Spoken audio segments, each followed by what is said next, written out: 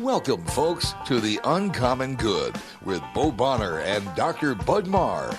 Every week, diving deep into the truth of Catholic social teaching and restoring all things in Christ. The Uncommon Good is on the air. I'm Bo Bonner. I'm Dr. Bud Marr. We are coming to you from these United States of America, here in the middle of the country, between two states, two rivers, just between a lot of stuff. Good old confluence, Bud, of the Des Moines and the Raccoon. This is The Uncommon Good. Bo Bonner, Dr. Bud Marr, both of us working at Mercy College of Health Sciences, who underwrites our show. Over there, I am the Senior Advisor for Mission Initiatives and the Director for the Center for Human Flourishing. Bud, what do you do over in the center of things at Des Moines Catholic College, Mercy College of Health Sciences?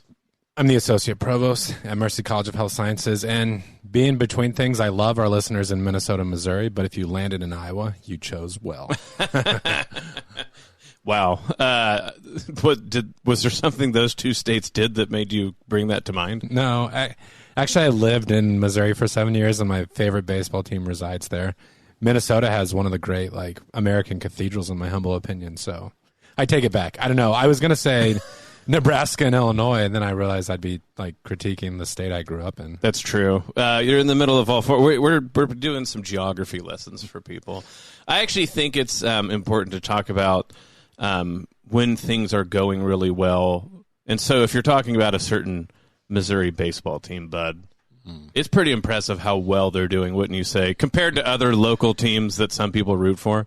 I was telling a friend of mine that I launched into a pretty substantive critique of a team that's to the east of us last week, and he's like, how insulting was this? And I was like, well, it was 7 on a scale of 10.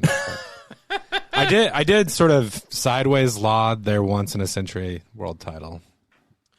It's true, and what I think is one in a century is how good. How old's Pujols at this point? Yeah, no, he's ancient. He's our age, for right? A professional athlete, yep. Yeah, I just want the listeners out there to know that I could not be hitting multiple home runs at 41.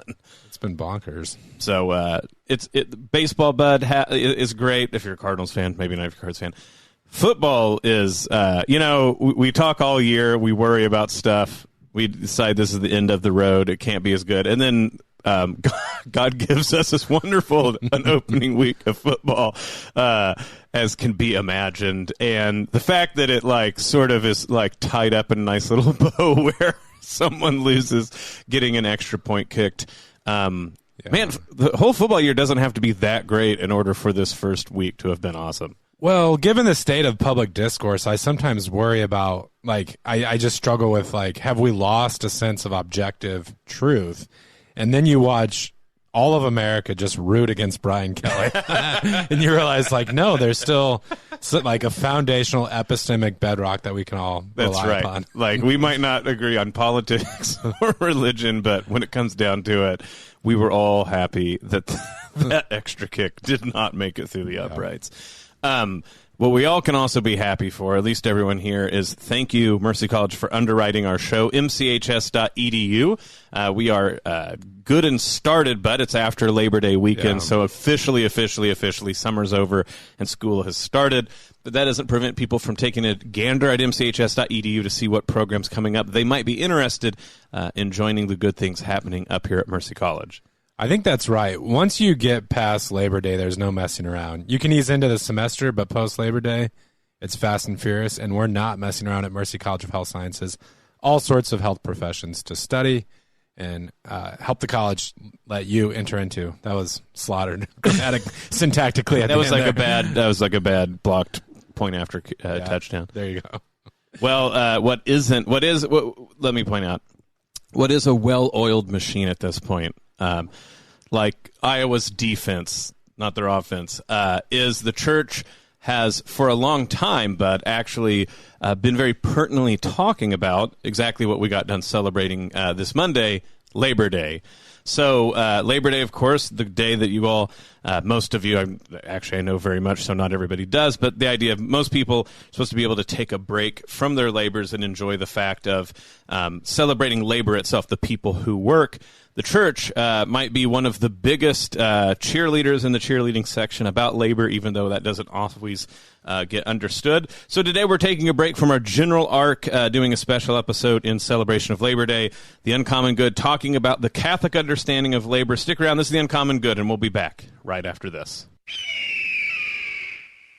Support for Iowa Catholic Radio is provided by Bell Construction. Bell Construction is a full-service residential and commercial roofing contractor in the Des Moines area since 1988. Bell Construction, 515-963-4494. Thank you, Bell Construction, for supporting Iowa Catholic Radio. Support for Iowa Catholic Radio comes from Deary of Ames, home of Warranty Forever, offering new, used, and commercial vehicles, as well as service and Mopar parts. Deary of Ames is located just off of Highway 30 at the Dayton Avenue exit and online at DearyAmes.com. Support for Iowa Catholic Radio provided by Divine Treasures, a Catholic book and gift store serving the Des Moines community since 1992. Divine Treasures, 5701 Hickman Road, Des Moines, 515-255-5230. Thank you, Divine Treasures, for your support of Iowa Catholic Radio. Support for Iowa Catholic Radio is provided by Bozen the Florist. Valentine's Day, Mother's Day, weddings, whatever the message, say more with Bozen. Bozen.com, 515-244-ROSE. Bozen makes the moment mean more.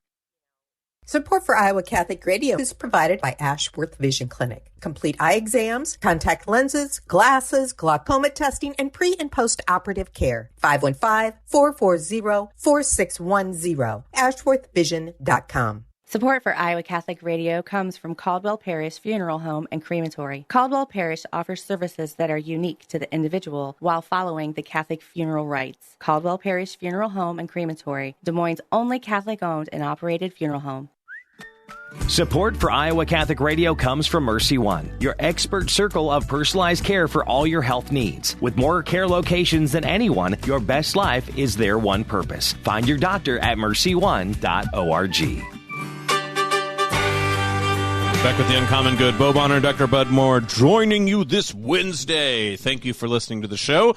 This is the Wednesday of Labor Day week, so I hope you guys all had a good Labor Day weekend. Obviously, we mostly associate that in America with things like taking a break, grilling out, football, things like this.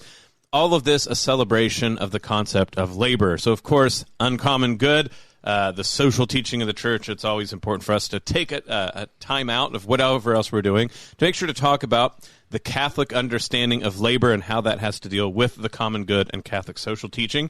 But this is always an easy time to bring up a document that was actually made my birth year, 1981, in September, in honor of Labor Day of that year by the good St. John Paul II.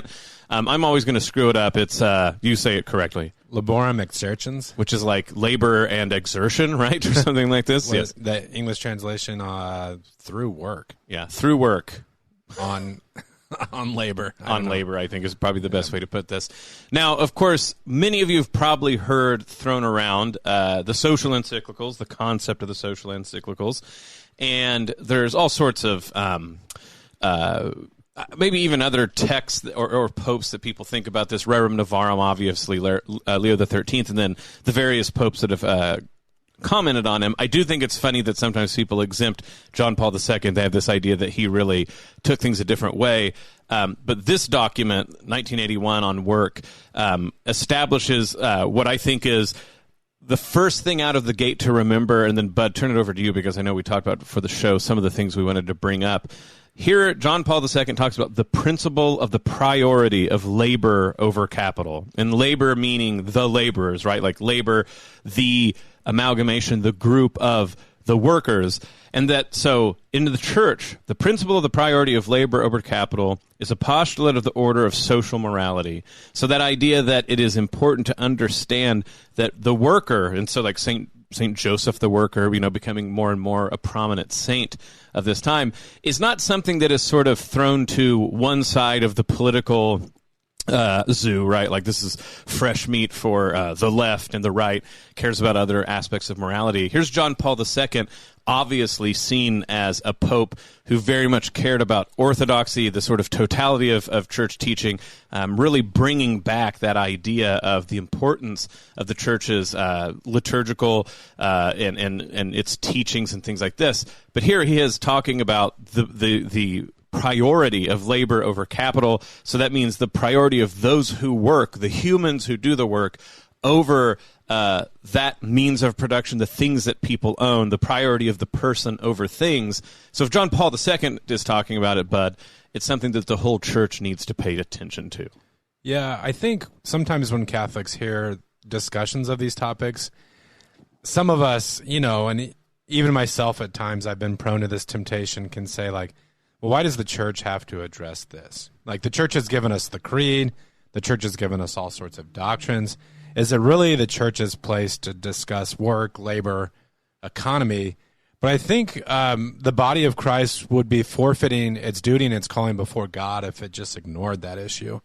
And to ground this, we could go all the way back to sacred scripture. I think what Leo XIII and the popes after him, all the way up to John Paul II and today, we're really channeling that prophetic spirit of the Old Testament. But in the 19th century, Bo, I think it was especially prescient or urgent. A lot of times, like, some of the differences that we perceive in church teaching are really because of changed circumstances. So in feudal times, like in the Middle Ages, the concerns of the common will were one thing. When we get to the 19th century and with industrialism, you really do see various ways in which, the market economy could exploit laborers. And, my thought, Bo, is if the church doesn't do this sort of thing, then others will do it, but without the fullness of the wisdom that the church has. So obviously when we turn to these topics, like one's mind immediately goes to someone like Karl Marx. And for a lot of Christians, for a lot of Catholics, he's sort of a bad guy. Like I've even heard someone say, like, one of the four like horsemen of atheism, like it's Marx, Freud, Nietzsche, I forget the fourth. But I mean, Marx, if you dig into his writings, he actually has some really interesting, I think even substantive critiques of the way that sometimes owners can exploit those who like are their labor pool.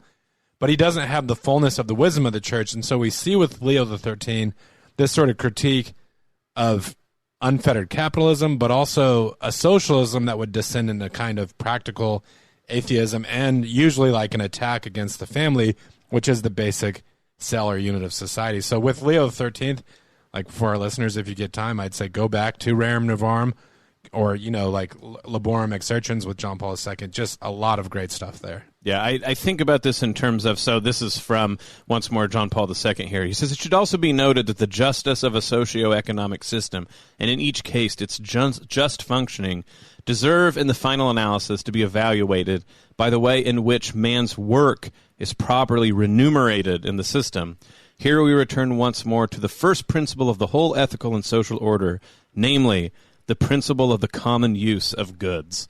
So, of course, we're the common good. So talking about the common use of goods, this idea, of course, that even if you're going to say, and I think this is relatively correct, that the church can argue about a myriad ways in which social markets can be established. It's, as you sort of hinted at, history allows for all sorts of different market conditions. What's going to happen when we're, like a tribal society versus all the way to like advanced, contemporary societies. Markets are going to have to look different. But whatever they are, even if you argue for one over the other, this idea that what is most important is what we have in common. And even when it comes to material goods, what we use in common is the most important aspect of all of this. So when you get to things like you said, Marx or other socialists or other social reformers of the 1700s into the 1800s, sort of forcing the issue, dealing with a time no one had ever really dealt with before, even if you're talking about the exploitation of like peasants throughout time, a very different thing that occurs after the Industrial Revolution as we're going into the modern world. And so these well-known people, right, that have, of course, horrible errors that they have intertwined in all the things that they've talked about, the church still allows itself to hear the cry of the poor. And so Leo XIII inaugurates, as it were, this modern response about how we're going to respond to what people need in order for this fundamental principle that John Paul II is talking about, that we are to use things in common. Even if that means we have private property, even if it means we have capital, even if it means that we have free markets, even if you're arguing all for that, there is Catholic principles that are more fundamental than any sort of market that we choose. And I think sometimes, Bud, that's the hardest thing to hear, is if you start talking about collaboration or common use or the common good, it automatically starts to be like, oh, well, you must have this sort of politics. You must be a Democrat. You must be a socialist. You must be these sort of pigeonholed names that we throw out. One more time, just can't throw this out enough. The John Paul II, who usually people are, if they pigeonhole him, they pigeonhole him, quote unquote, on the right wing or as a Republican, even though, of course, he's Polish. He's saying this, that when it comes to any consideration we have, even what he calls the personalist understanding of the economy, which in no way anyone I think would mistake as being left-wing, he's pointing out that work is for people. People do the work. We have to make the conditions so that people can put their creativity into the work they do, and it should be the focus and celebration. Capital, ownership, property, markets, economic theory, all are in service of the human and the human ability to live together and do things together. And I think, Bud, that's really important as we think about celebrating labor. It's not just like, hey, guys, you worked really hard, so have an extra day off. It is literally a celebration. We're celebrating this fact that God has allowed humans to be co-creators, and any force that squelches that, any force that doesn't allow this to be done in common with our brothers and sisters, must be opposed. And again, that's not a reformer saying that. That's not even the quote-unquote liberal pope saying it. John Paul II is making this case for us to remember this week of Labor Day. Yeah, when we talk about these topics, there are several pitfalls that we can fall into, and one that I've already hinted at is this idea of pietism, this notion that you can sort of have a devotional life and a kind of spirituality and prepare yourself for heaven such that the concerns of the earth are sort of like secondary or unimportant. So like religion is mostly about just being pious and preparing for death, and like we let the other things kind of play themselves out. That's one pitfall. The other pitfall that we might see in topics like this is something like communism. And I'm guessing most of us, here on the show, listening to the show today, know the dangers of communism. If you grew up in the United States during the last few decades, that's kind of ingrained in you. And I would guess if we took a straw poll, most people would say, I'd rather not live in a communist society. But a last pitfall, and I think this one is maybe a little more insidious because it's like a bit more possibly deceptive, is it doesn't mean we've necessarily read him, but there's an economist, very influential, Adam Smith, I think 18th century, but he would talk about the free market, that the idea that the market is just blind, and what drives prices and what drives the wages of labor is just supply and demand. And as long as you let supply and demand play itself out and the government keeps itself out of the market, then things will sort of be most just or most fair. Well, I would argue that's simply not the case. We all know, governments performing badly in this area, but the idea of a truly free or unfettered market is kind of a chimera. And so the question is if a governing body, if it's going to collect taxes or if it's going to order the common life, how does it do so in a way that's just? And the driving principle, as Bo already mentioned, is the idea that labor takes precedence over capital. And what I worry about in our economy today is that so many of our conversations, as businessmen, and look, I'm part of a business, I work at a college where profit is a consideration, is we say well, what are the dividends? How do we maximize profit? And usually that's even construed in terms of shareholders. Well, from a Catholic perspective, that's not the first question. That's not the question that should drive the conversation. And so the particular nature of our economy and our market, it forces Catholics to be challenged. And Bo and I don't have an easy rubber-stamped answer for you today, but we all have to ask ourselves, according to the talents that God has given us and the responsibilities that God has given us, are we acting justly on behalf of those who we work alongside? Absolutely. This is The Uncommon Good. Bo Bonner, Dr. Bud Marr. Stick around, and we'll be back right after this. Support for Iowa Catholic Radio provided by Paul Martin and Paul Mitchell, owners of Imogene Ingredients. Imogene Ingredients supply specialized feed ingredients for livestock and pet diets to improve maternal and young animal health in both conventional and organic production.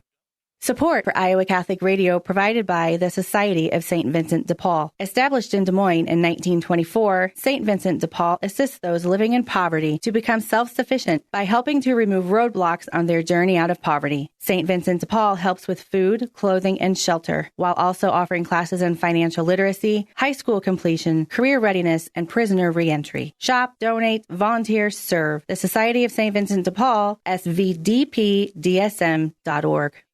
Support for Iowa Catholic Radio provided by Five Sons Naturescapes. Five Sons Naturescapes is a Catholic veteran-owned family company providing premium outdoor landscaping. Learn more about Five Sons Naturescapes at fivesonsnaturescapes.com. fivesonsnaturescapes.com.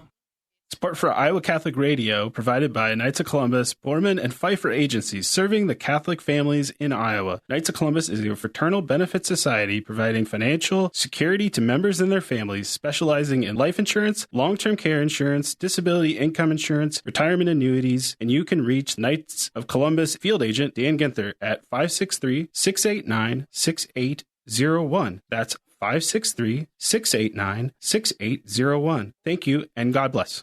Support for Iowa Catholic Radio is provided by the Sarah Vocations Ministry. Sarah is an apostolate dedicated to the support of new and existing vocations to the priesthood and consecrated life. Learn more at joinsarah.org, joinserra.org. Support for Iowa Catholic Radio is provided by Confluence Brewing Company, brewed locally since 2012 and featuring regular, seasonal, and limited release beers. Confluence Brewing Company, 1235 Thomas Beck Road off the bike trail south of Grays Lake. ConfluenceBrewing.com. Support for Iowa Catholic Radio is provided by Dr. David Ball from Des Moines Eye Surgeons, your total eye care specialist specializing in cataracts and glaucoma care. Des Moines Eye Surgeons, 515-255-3546, dmisurgeons.com.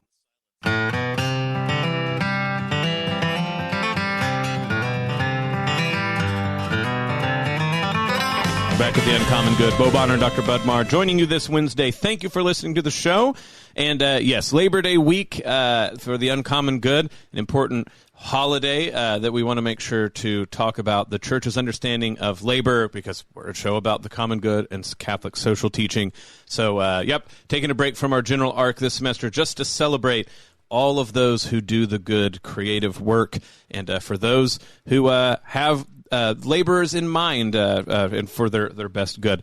Just one more thing to close out the show, but I want to quote one more time from John Paul II. Can you say it correctly again? Laborum exercens. Yeah, from 1981.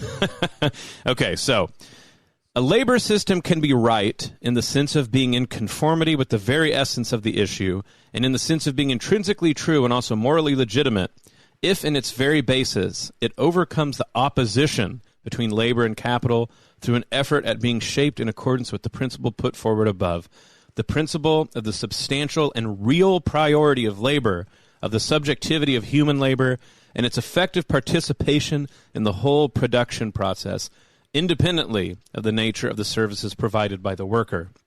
I think that's just the thing, with the bell we really want to strike today, is for Catholics, the labor has priority over capital because the human has priority over any tool, object, thing in which they can, of course, have a relation to, produce, make. But the human, the image of God, is central in all economic and social economic considerations. Yeah, and I mean, I guess I would close with Bo. Whenever we talk about these things, I think it's it's easy to take like one line or one part of Catholic social teaching and to extrapolate this like very detailed idea about politics. And there was something I said on the last segment where I talked about the challenges that we face today kind of force Catholics to be creative and to ask like our place in society today. And, you know, I think that transcends a lot of the polarities that we're prone to fall into in politics. So like at the end of the day, for each one of us, we ask like, how am I faithful to vocation? Am I rooted? Am I parish? Am I faithful to my spouse? Am I a good parent? And on down the line. And by doing all of those things, we help to build up the sort of conditions that make possible the kind of justice that we're all striving towards. Absolutely. I don't think there's a better way to pin that. Like I said, Rerum Novarum is one that we always talk about around this time of year. But one more time, just John Paul II himself, he has two, but the one that starts with the word labor, essentially. Make sure to read that, and hopefully can put a good topping on the cake of your Labor Day weekend celebrations that you got to have. This is The Uncommon Good. May Jesus Christ, the Prince of Peace, reign in our hearts, family, city, state, nation, world, solar system, galaxy, the whole kit and caboodle. This is The Uncommon Good, and we'll be back next week. Bud, if folks want to be a part of the prayer life here on Iowa Catholic Radio, what are ways they can do so? So you can use the Iowa Catholic Radio app anytime, anywhere to pray the rosary. We also broadcast the rosary on air at 6 in the morning and 10 a.m. right after you've listened to The Uncommon Good on Wednesdays, and the Divine Mercy Chaplet at 2:55 in the afternoon. And if you want to be a part of what we're up to here on Iowa Catholic Radio, also easy to do so. Always go to iowacatholicradio.com. You can listen live and all the good stuff like that. Donate if you want to. But you can also see events that are happening. So September 9th, we have St. Francis of Assisi, the Man Up West Power Lunch. That's going to be at noon. A panel of newly ordained deacons sharing their vocation call. So again, St. Francis of Assisi, September 9th at noon. Also the big one, September 24th and 25th at Wells Fargo Arena here in Des Moines, starting at 8 a.m., is the Christ Our Life Conference. Guests include Father John Ricardo, Chris Stefanik, Matt Frad, Patricia Sandoval, Keith Nestor, Tim Jameson, Magnus McFarland Barrow, and Steve Angrisano. I always mess his name up, but also I think local luminaries might be there as well. You want to make sure to go check that out. Tickets are available. You can go to our website and actually at Iowa Catholic Radio and click that and find that out as well. You can see things like the Eucharistic Miracles of the World display where they're at through the diocese, things like that. But as always, this show, this program, and everything we're doing on Iowa Catholic Radio is a ministry that is not just the people on the air behind the booth or in the offices. It's also very much your ministry as well. So your time, talent, and treasure really do make this possible. We thank you for your prayers and the volunteer hours, but we also, of course, are always respectfully begging for your material support, and you can provide that at iowacatholicradio.com on the donate button. You can call 515-223-1150. Good folks there would love to talk to you about ways that you can donate to Iowa Catholic Radio, but it's your material support that makes things like The Uncommon Good and all that we do possible here, and we want to thank you in advance. Well, Bud, like you said, summer officially over, football began, school began, baseball's getting ready to be a lot of fun, a lot of stuff going on, so don't enjoy yourself too much in the coming weeks. Blessings, everyone. Know we're praying for you. This is The Uncommon Good, and we'll be back next week. The Uncommon Good with Bo Bonner and Dr. Bud Marr is heard every week on wonderful Catholic stations like this one, and anytime on podcast. Just search for The Uncommon Good. Support for Iowa Catholic Radio and The Uncommon Good provided by Mercy College of Health Sciences. Learn more at mchs.edu.